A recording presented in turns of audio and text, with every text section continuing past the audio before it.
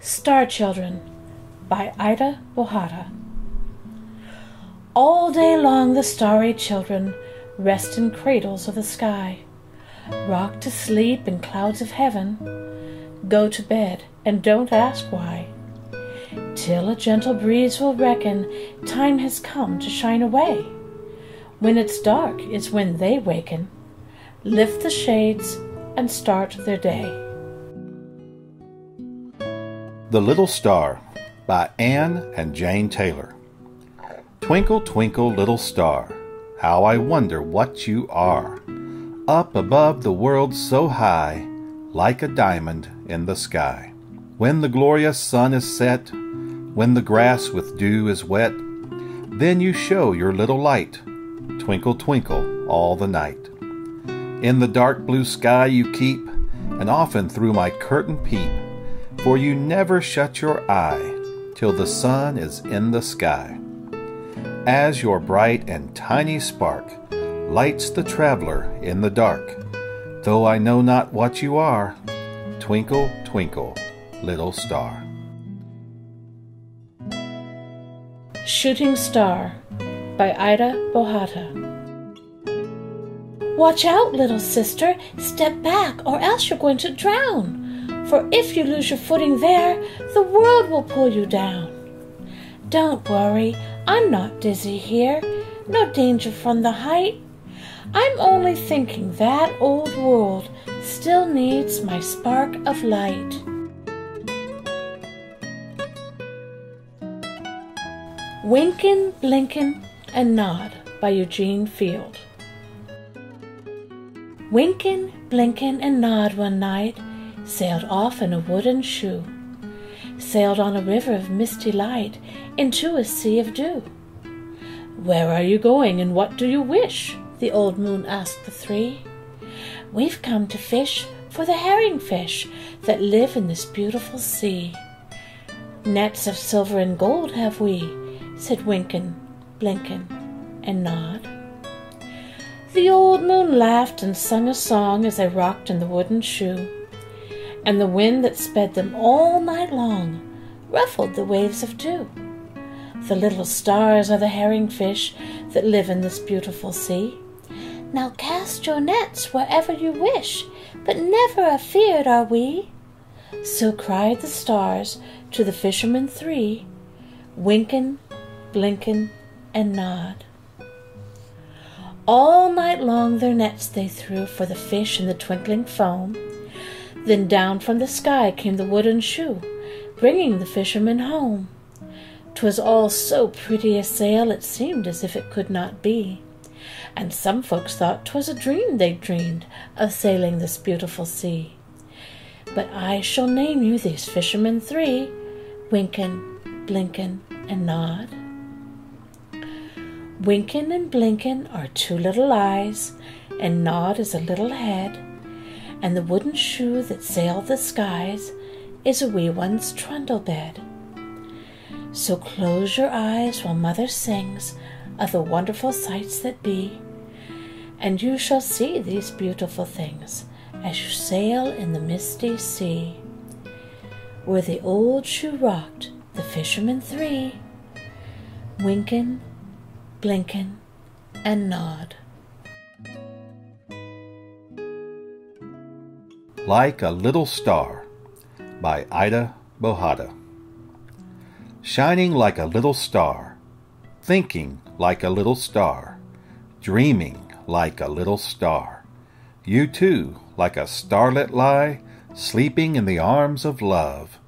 Stars are children of the sky, you below and they above.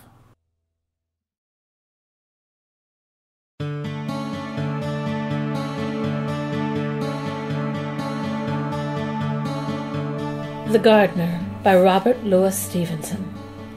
The gardener does not love to talk. He makes me keep the garden walk, and when he puts his tools away, he locks the door and takes the key. Away behind the currant row, where no one else but cook may go, far in the plots I see him dig, old and serious, brown and big. He digs the flowers, green, red, and blue, nor wishes to be spoken to. He digs the flowers and cuts the hay, and never seems to want to play. Silly gardener, summer goes and winter comes with pinching toes, when in the garden bare and brown you must lay your barrow down. Well now, and while the summer stays, to profit by these garden days, oh, how much wiser you would be to play at Indian wars with me.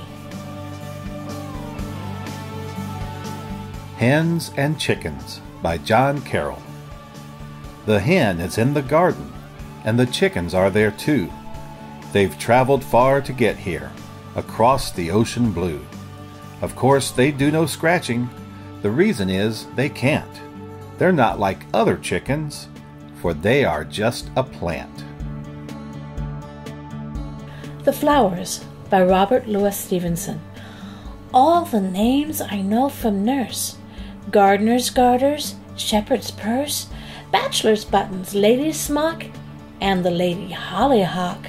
Fairy places, fairy things, fairy woods where the wild bee wings, tiny trees for tiny dames, these must all be fairy names. Tiny woods below whose boughs shady fairies weave a house, tiny treetops, rose or thyme, where the braver fairies climb. Fair are grown-up people's trees, but the fairest woods are these, where if I were not so tall, I should live for good and all. We Have a Little Garden by Beatrix Potter. We have a little garden, a garden of our own, and every day we water there the seeds that we have sown. We love our little garden and tend it with such care. You will not find a faded leaf or blighted blossom there.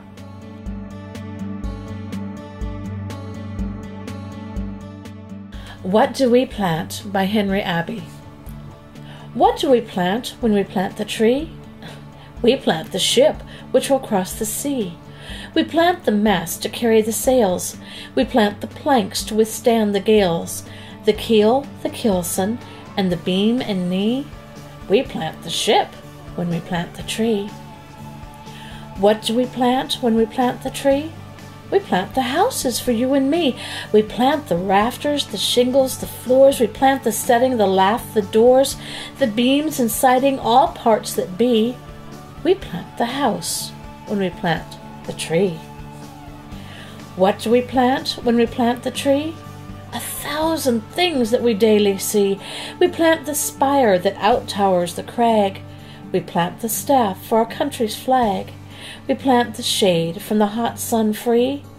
We plant all these when we plant the tree.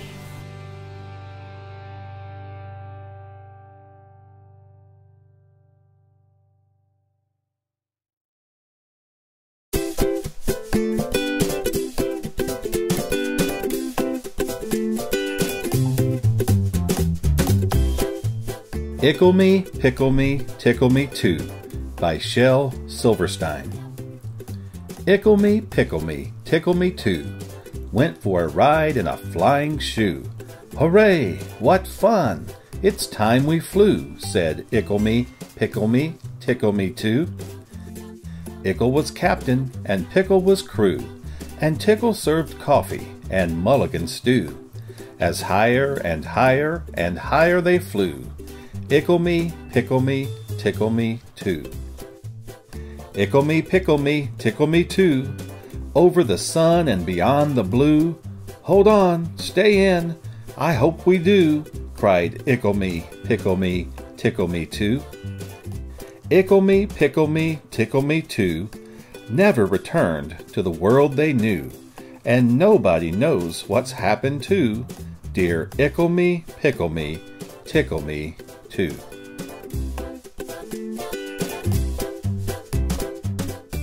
My Brother's Bear by Bruce Lansky.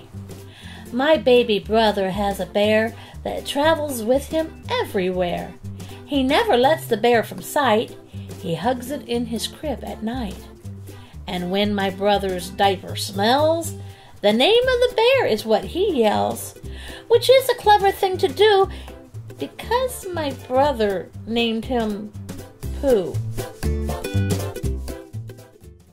I'm Staying Home from School Today by Ken Nesbitt. I'm staying home from school today. I'd rather be in bed, pretending that I have a pain that's pounding in my head. I'll say I have a stomach ache. I'll claim I've got the flu. I'll shiver like I'm cold and hold my breath until I'm blue. I'll fake a cough. I'll fake a sneeze. I'll say my throat is sore. If necessary, I can throw a tantrum on the floor. I'm sure I'll get away with it. Of that there's little doubt. But even so, I really hope my students won't find out.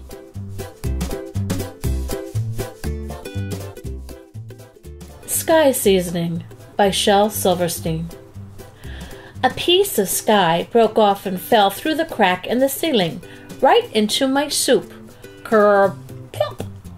I really must state I usually hate lentil soup, but I ate every drop. Delicious, delicious, a bit like plaster. But so delicious, goodness sake, I could have eaten a lentil soup lake. It's amazing the difference a bit of sky can make. Garage Sale by Linda Naus. Most every summer, Mom works hard, beginning right at dawn, by putting things she doesn't want for sale out on the lawn. Those bargain prices drive folks nuts. This year they went too far. One lady bought our front porch steps, another bought our car. And then it got ridiculous, so that's when I got mad. Hey lady, some things aren't for sale. Now please put down my dad.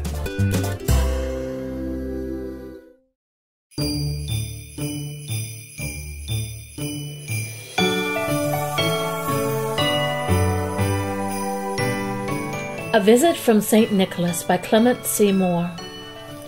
'Twas the night before Christmas, when all through the house not a creature was stirring, not even a mouse.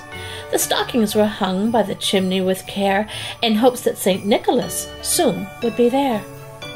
And Mamma in her kerchief and I in my cap had just settled our brains for a long winter's nap, when all of a sudden there arose such a clatter, I sprang from my bed to see what was the matter. Away to the window I flew in a flash, tore open the shutter and threw up the sash. The moon on the breast of the new-fallen snow gave a lustre of midday to objects below.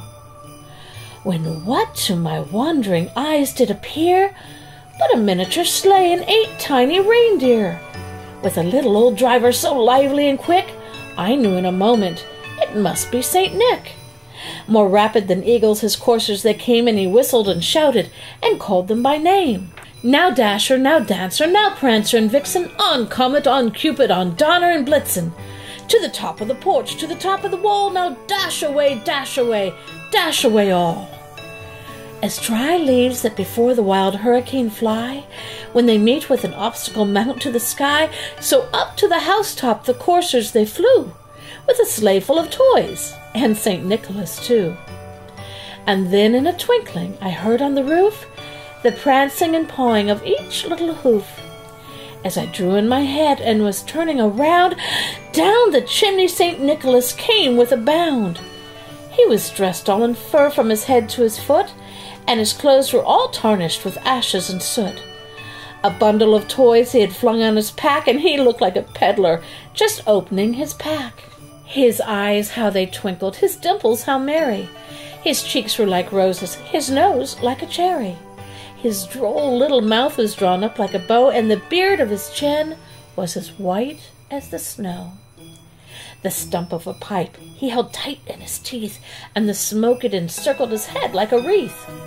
He had a broad face and a little round belly that shook when he laughed like a bowl full of jelly. He was chubby and plump, a right jolly old elf, and I laughed when I saw him, in spite of myself. A wink of his eye and a twist of his head soon gave me to know I had nothing to dread.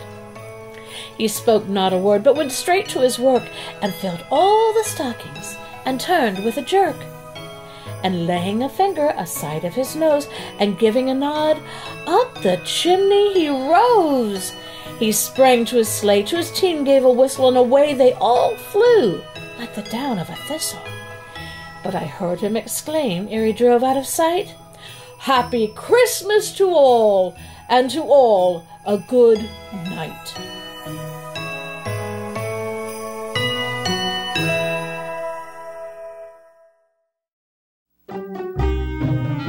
Little Orphan Annie by James Whitcomb Riley. Little Orphan Annie's come to our house today to wash the cups and saucers up and brush the crumbs away and shoo the chickens off the porch and dust the hearth and sweep and make the fire and bake the bread and earn her board and keep. And all us other children, when the supper things is done, we sat around the kitchen fire and has the mostest fun a-listening to the witch tales that Annie tells about. And the goblins will get you if you don't watch out. Once there was a little boy what never said his prayers, and when he went to bed at night, away upstairs, his mammy heard him holler and his pappy heard him bawl, and when they turned the covers down, he wasn't there at all. And they seeked him up the rafter room, and cubbyhole and press, and seeked him up the chimney flue, and everywhere's I guess. But all they ever found was just his pants and roundabout. And the goblins will get you if you don't watch out. And once there was a little girl always laugh and grin and make fun of everyone and all her blood and kin. And once when there was company and old folks was there, she mocked 'em and shocked 'em and said she didn't care. And just she kicked her heels and turned to run and hide, they was two great big black things a-standing by her side, and they snatched her through the ceiling, for she knowed what she was about. And the goblins will get you if you don't watch out. And little Orphan Annie says, when the blaze is blue, and the lamp wick sputters, and the wind goes, ooh,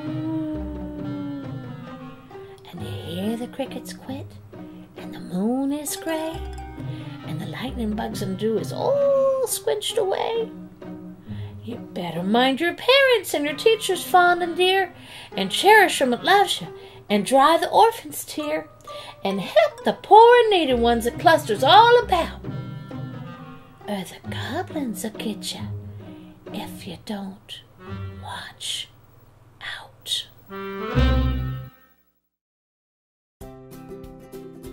The Owl and the Pussycat by Edward Lear. The Owl and the Pussycat went to sea in a beautiful pea-green boat. They took some honey and plenty of money wrapped up in a 5-pound note. The Owl looked up to the stars above and sang to a small guitar, "Oh, lovely pussy, oh pussy, my love, what a beautiful pussy you are, you are, you are, what a beautiful pussy you are." Pussy said to the Owl, "You elegant fowl, how charmingly sweet you sing.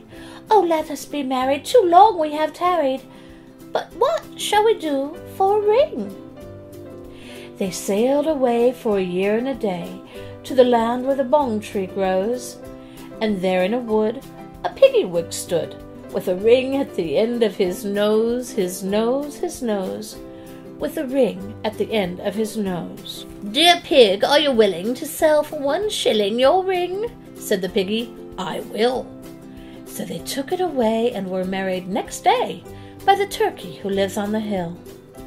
They dined on mince and slices of quince, which they ate with a runcible spoon, and hand in hand on the edge of the sand they danced by the light of the moon, the moon, the moon.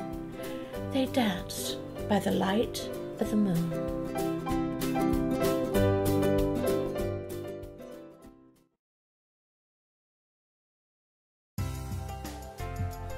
The Unicorn by Shel Silverstein. A long time ago, when the earth was green, there were more kinds of animals than you've ever seen. They'd run around free while the earth was being born, but the loveliest of all was the unicorn. There were green alligators and long-necked geese, some humpy-bumpy camels and some chimpanzees, some cats and rats and elephants, but sure as you're born, the loveliest of all was the unicorn. But the Lord seen some sinning, and it caused him pain. He says, "Stand back, I'm gonna make it rain." He says, "Hey, brother Noah, I'll tell you what you do. Go build me a floating zoo, and bring some of those green alligators and long-necked geese, some humpy-bumpy camels and some chimpanzees, some cats and rats and elephants, but sure as you're born, Noah, don't you forget my unicorns." Now Noah was there and answered the calling. He finished building the ark just as the rain started falling. He marched in the animals 2 by 2, and he called out as they came through, "Hey Lord, I've got your green alligators and couple geese, your humpy-bumpy camels and your chimpanzees, your cats and rats and elephant, but Lord, I'm so forlorn, I just can't see no unicorns." Now Noah looked out through the driving rain. Those unicorns were hiding, playing silly games. They were kicking and splashing in the misty morn. Oh, them silly unicorns. There were green alligators and long-necked geese, some humpy-bumpy camels and some chimpanzees. Noah said, "Close the door because the rain is pouring, and we just can't wait for them unicorns." Then the ark started moving, and it drifted with the tide. And the unicorns looked up from the rock and they cried. And the waters came up and sort of floated them away. That's why you've never seen a unicorn to this day. You'll see lots of alligators and a whole mess of geese. You'll see humpy-bumpy camels and lots of chimpanzees. You'll see cats and rats and elephants, but sure as you're born, you're never gonna see no unicorn.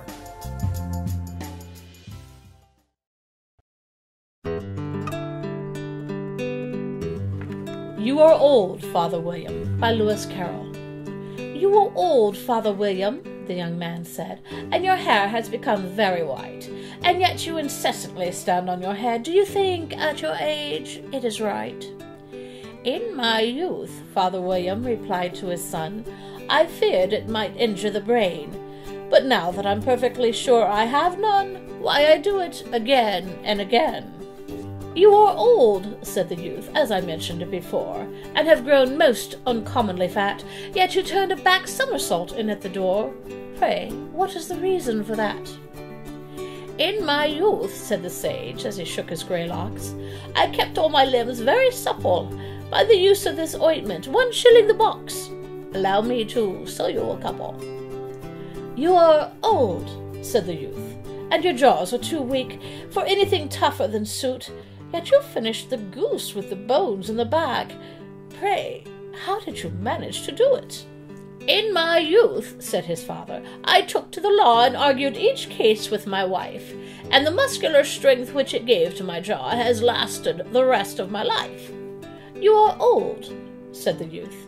"One would hardly suppose that your eye was steady as ever, yet you balanced an eel on the end of your nose. What made you so awfully clever?" "I have answered 3 questions, and that is enough," said his father. "Don't give yourself airs.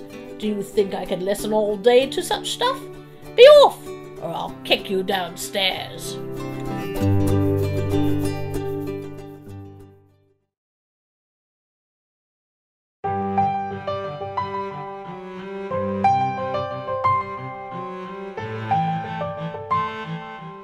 Peter, Peter, Pumpkin Eater by Mother Goose.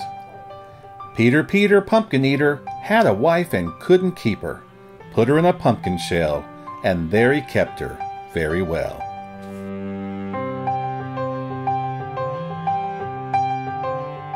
Mary, Mary, Quite Contrary by Mother Goose. "Mary, Mary, quite contrary, how does your garden grow?" "With silver bells and cocoa shells, and pretty maids all in a row." There Was an Old Woman by Mother Goose. There was an old woman who lived in a shoe. She had so many children she didn't know what to do. She gave them some broth without any bread. She hugged them and kissed them, and sent them to bed.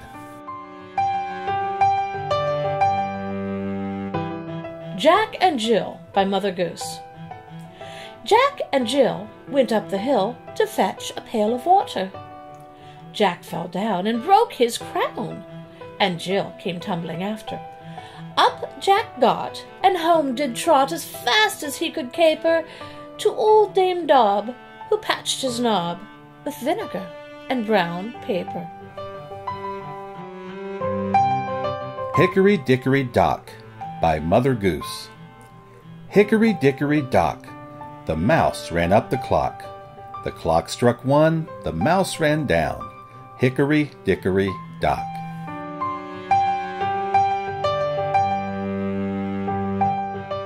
To unseen friends from faraway places, in small cardboard houses and wide open spaces, may wishes be wings upon which you soar.